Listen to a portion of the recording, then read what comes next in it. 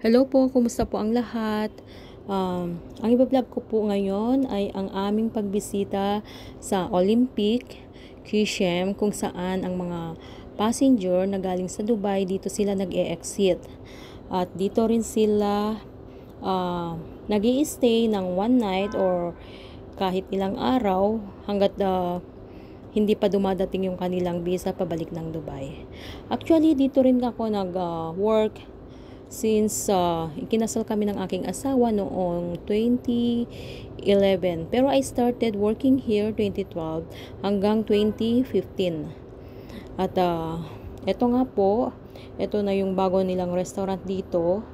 1 month pa lang siyang open ulit since nag-close siya noong 2015. 2015 or 2016 siya nag-close, hindi ko na kasi siya matandaan. At habang kami po ay nag-aantay ng mga paparating na passenger galing ng Dubai, tumambay muna kami dito at nakipagkwentuhan sa mga staff.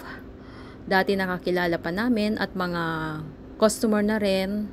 Andyan yung mga kabayan na nakilala namin at mga Indian, mga African, tsaka mga ibang lahi din na hindi ko sure kung ano yung mga lahi nila.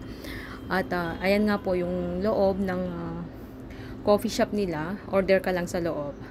At after nyan, pumunta na rin kami ng reception. Ayan yung dati naming work. Diyan kami nag-office ng aking asawa dati. Ayan si Ali. Andyan din si Dakoda. Andyan din yung si Kuya Abbas. At hindi ko na rin matandaan yung pangalan ng iba. Ayan po yung kabuuan ng hotel. At yan nga ay dumating na yung mga bagong passenger na galing sa Dubai. At yan nga ay mayat maya ay pumunta na kami ng aking asawa sa loob ng reception para ma-welcome sila at makumusta kung okay lang ba yung naging biyahe nila pagkagaling ng Dubai. Nakakamiss lang kasi that time saglit lang sila mag-stay, 1 month lang, ay 1 day lang or 2 days lang, maybe ganyan. Nung kami pa yung nakahawak kasi ng change visa ay kailangan nilang mag-stay ng 1 month kung ang inaantay nila ay tourist visa. Nakakamiss lang kasi ang dami-daming activities that time. Tulad ng pagtutour sa kanila, may mga laro like basketball, volleyball, yung mga pagluluto by group.